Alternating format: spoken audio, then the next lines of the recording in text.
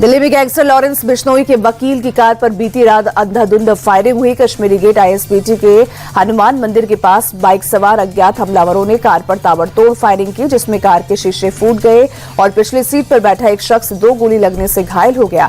Car driver किसी तरह car को सिविल लाइन्स के एक होटल तक लाने में कामयाब हुआ। फायरिंग के बाद हमलावर मौके से फरार हो गए। पुलिस सीसीटीवी फुटेज के जरिए हमलावरों की शिनाख्त और तलाश में जुटी है। केरल का नाम केरलम किए जाने के प्रस्ताव को केंद्र कैबिनेट की मंजूरी मिलने के बाद सियासत तेज हो गई है। कांग्रेस सांसद शशि थरूर ने सोशल मीडिया पर तंज कसते हुए कहा कि नए केरलम के निवासियों के लिए अब केरलाइट और केरलन जैसे शब्दों का क्या होगा।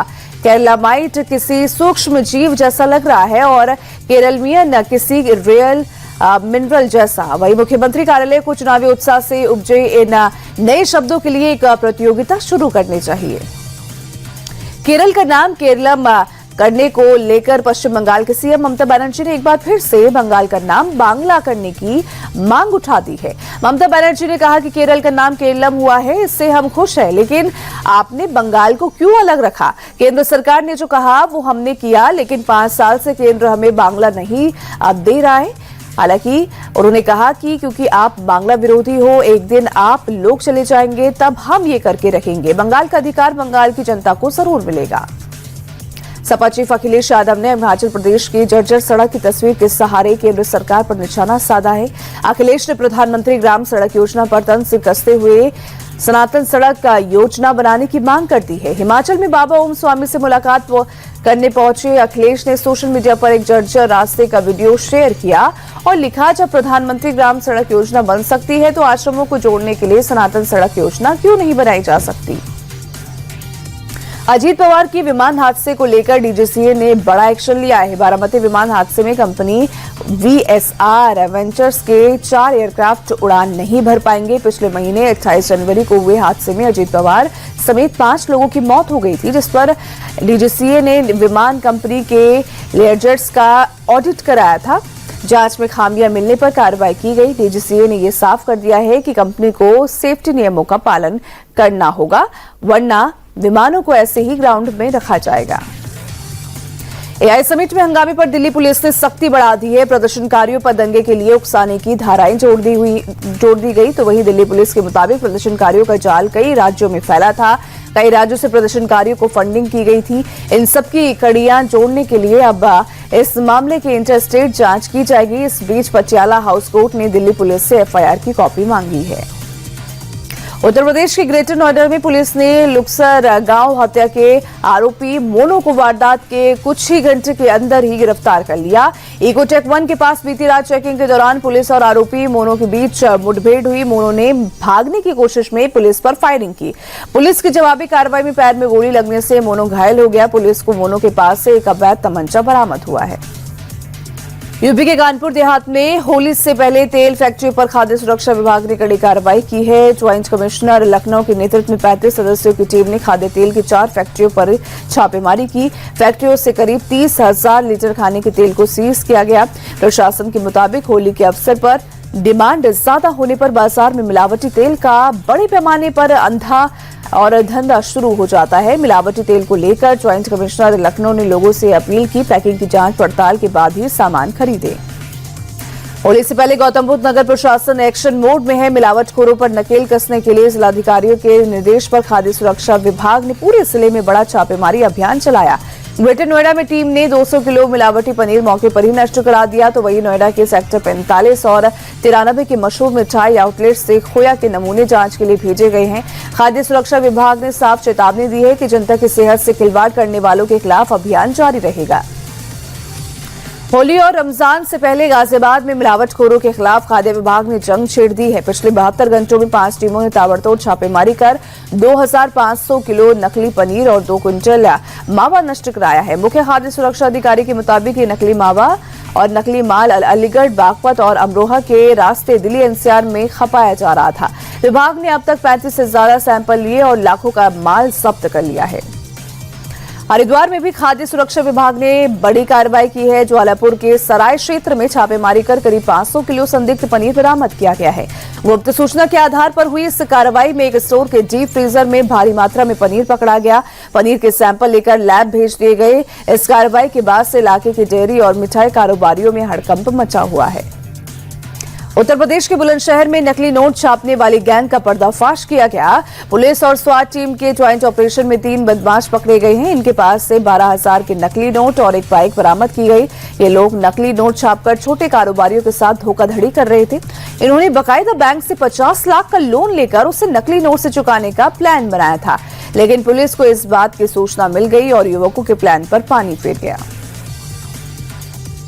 यूपी के मैनपुरी में हाई स्कूल और इंटरमीडिएट की परीक्षा में नकल करने वालों और नकल कराने पर एसटीएफ ने नकेल अब कस दी है। एसटीएफ ने सामूहिक नकल कराने वाले 6 लोगों को गिरफ्तार कर लिया है। सॉल्वर गैंग की मदद से 5,000 रुपए में खुलेआम नकल कराई जा रही थी। नकल कराने में कॉलेज का प्रबंधक, उसका बेटा और टीचर शामिल रहे हैं। सॉल्वर गैंग के सदस्य पैसे लेकर पेपर सॉल्व कर रहे थे। कॉलेज के प्रिंसिपल की मिलीभगत से कराया जा रहा था नकल। तमिलनाडु के विक्रवंडी में प्लास्टिक रिसाइकलिंग फैक्ट्री में आग लग गई। फैक्ट्री में आग से इलाके में हड़कंप मच गया। पड़ोसियों की जानकारी के बाद मौके पर पहुंची फायर ब्रिगेड की टीम ने कड़ी मशक्कत के बाद आग पर काबू पाया। फैक्ट्री में रखे प्लास्टिक की वजह से तेजी से आग फैल गई। आग से किसी की जान को नुकसान नहीं पहुंचा, लेकिन फैक्ट्री पर रखा लाखों का सामान जलकर खाक हो गया। महाराष्ट्र के वसई में खेल में जानलेवा मारपीट की नौबत आ गई। बच्चों के खिलौने को लेकर हो रही मामूली बहस चाकूबाजी तक पहुंच गई। मारपीट के दौरान एक शख्स चाकू के हमले में गंभीर रूप से घायल हो गया। मारपीट का वीडियो वायरल होने के बाद मामला सामने आया। फिलहाल पुलिस आरोपियों की तलाश में जुट गई है। घायल शख्स के परिजनों ने आरोपियों के खिलाफ कड़ी कार्रवाई की मांग की है।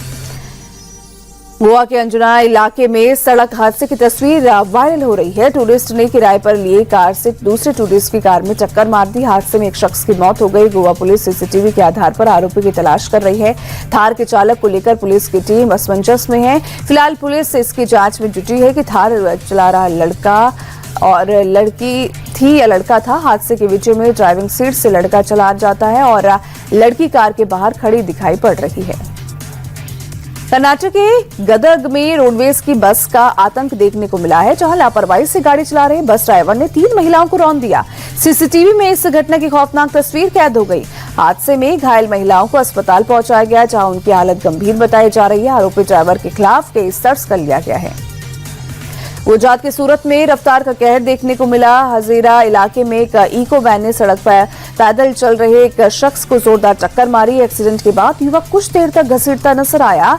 इस हादसे में घायल शख्स को गंभीर चोटें आई हैं। फिलहाल पुलिस मामले की जांच कर रही है। उत्तर प्रदेश के सहारनपुर में अजीम प्रेमजी यूनिवर्सिटी में जमकर बवाल हुआ। संस्थान के कार्यक्रम में सेना के अपमान का आरोप लगाकर एबीवीपी कार्यकर्ताओं ने नारेबाजी की। प्रदर्शनकारियों ने कार्यक्रम के आयोजकों पर एक्शन की मांग की और इससे लेकर यूनिवर्सिटी के नाम बोर्ड पर काला पेंट भी लगाया गया। मौके पर पुलिस ने कुछ कार्यकर्ताओं को हिरासत में लिया है। उत्तर प्रदेश की शाहजहांपुर में मस्जिदों को कवर किया जा रहा है। लाट साहब के जुलूस को लेकर शहर के 92 मस्जिदों को तिरपाल से ढक दिया गया। शरारती तत्वों से बचने के लिए प्रशासन ने कदम उठाया। दरअसल लाट साहब के जुलूस के दौरान होली के रंग भी उड़ाए जाते हैं। इबादतगाह को प्रोटेक्ट करने के लिए तिरपाल का इस्तेमाल किया गया है। पश्चिम बंगाल के मुर्शिदाबाद में बम विस्फोट की धमकी से हड़कंप मच गया है। आसनसोल और हुगली के बाद अब बरहमपुर कोर्ट को बम से उड़ाने की धमकी भरा ईमेल मिला है। ईमेल में दावा किया गया है कि कोर्ट परिसर में विस्फोटक रखे गए हैं। इसके बाद अफरा तफरी मच गई। सुरक्षा बलों ने पूरे परिसर की तलाशी ली। हालांकि जांच में कोई भी संदिग्ध वस्तु नहीं मिली है। राज्य के मुख्य सचिव ने कहा है कि मामले की गंभीरता से जांच की जा रही है। स्वामी अविमुक्तेश्वरानंद का मामला तेजी से गर्माता नजर आ रहा है। अविमुक्तेश्वरानंद ने उन पर आरोप लगाने वाले आशुतोष ब्रह्मचारी की तस्वीर दिखाई, जिसमें वो additional police commissioner Ajay Pal Sharma के साथ थे। इस पर आशुतोष ब्रह्मचारी ने वीडियो बयान जारी कर सफाई दी है। उन्होंने कहा है कि जब अजय पाल शामली में पोस्टेड थे तो वो उसी जिले में रहते थे। आशुतोष ब्रह्मचारी ने दावा किया कि ये तस्वीर फर्जी है और एआई से बनी है। शंकराचार्य अविमुक्तेश्वरानंद पर लगे आरोपों को लेकर यूपी की सियासत गर्मा गई है। सपा प्रमुख अखिलेश यादव को बीजेपी को टारगेट करने का मौका मिल गया है। अखिलेश यादव ने अविमुक्तेश्वरानंद पर लगे आरोपों को सिरे से खारिज करते हुए कहा कि बीजेपी ने शंकराचार्य को टारगेट करके सारी हदें पार कर दी हैं। शंकराचार्य सिर्फ हमारे ही नहीं, सनातन धर्म के पूजनीय लोगों में से एक है। ऐसे संत पर लगे आरोप दुखद और निंदनीय हैं। सिक्किम में भारी बर्फबारी से गाड़ियों की रफ्तार पर ब्रेक लगा है, तो वहीं बर्फबारी टूरिस्टों के लिए मुसीबत बन गई है। सोगमो झील और नाथुला इलाके में लगातार बर्फबारी हो रही है और सड़कों पर बर्फ से फिसलन बढ़ गई है। सैकड़ों गाड़ियां बर्फबारी की वजह से फंस गई है। हालांकि प्रशासन की टीम लगातार रेस्क्यू अभियान चला रही है। सड़कों से बर्फ हटाने का काम युद्ध स्तर पर चल रहा है। राधा रानी की नगरी में होली की खुमारी अभी से दिखने लगी है। मथुरा के बरसाने में लड्डू मार होली का जश्न मनाया जा रहा है। पूरा परिसर अबीर गुलाल से सराबोर है। लोग एक दूसरे पर लड्डू फेंककर होली का जश्न मना रहे हैं। लड्डू मार होली के लिए बरसाने में लोगों की भारी भीड़ भी उमड़ी है। T20 वर्ल्ड कप के सुपर 8 में श्रीलंका और न्यूजीलैंड के बीच आज बेहद अहम मुकाबला होगा। मैच कोलंबो में शाम 7 बजे शुरू होगा। सेमीफाइनल की रेस में बने रहने के लिए दोनों ही टीमों के लिए करो या मरो की स्थिति वाला मैच है। श्रीलंका को पिछले मैच में इंग्लैंड के खिलाफ करारी हार मिली है, जबकि पाकिस्तान के खिलाफ न्यूजीलैंड का पिछला मैच बारिश की वजह से रद्द हो गया। T20 वर्ल्ड कप के सेमीफाइनल में पहुंचने वाली इंग्लैंड पहली टीम बन गई है। सुपर 8 मुकाबले में इंग्लैंड ने पाकिस्तान को 2 विकेट से शिकस्त देकर सेमीफाइनल में एंट्री की। पाकिस्तान ने पहले बल्लेबाजी करते हुए 164 रन बनाए, जिसे चेस करने उतरी इंग्लैंड ने 5 बॉल बाकी रहते हुए जीत हासिल की। इंग्लैंड के कप्तान हैरी ब्रूक ने शतकीय पारी के लिए Brook player of the match बने। ऑस्ट्रेलिया विमेंस टीम ने ब्रिस्बेन वनडे में भारत को 6 विकेट से शिकस्त दी है। भारत ने पहले बल्लेबाजी कर 215 रन का टारगेट दिया था, जिसे कंगारू टीम ने बड़ी आसानी से 39वें ओवर में ही हासिल कर लिया। बेतमुनी प्लेयर ऑफ द मैच बनी। वहीं बेतमुनी ने 76 रन बनाए। ऑस्ट्रेलिया ने 3 मैचों की वनडे सीरीज में 1-0 की बढ़त बना ली है। आईसीसी ने विमेंस T20 वर्ल्ड कप 2026 का शेड्यूल जारी कर दिया है। T20 वर्ल्ड कप के अब तक के इतिहास में सबसे ज्यादा 12 टीमें हिस्सा ले रही हैं। मेजबान इंग्लैंड और श्रीलंका के बीच 12 जून को ओपनिंग मैच खेला जाएगा। 14 जून को भारत पाकिस्तान के बीच हाई वोल्टेज मैच होगा। T20 वर्ल्ड कप टूर्नामेंट का आयोजन 12 जून से 5 जुलाई तक होगा।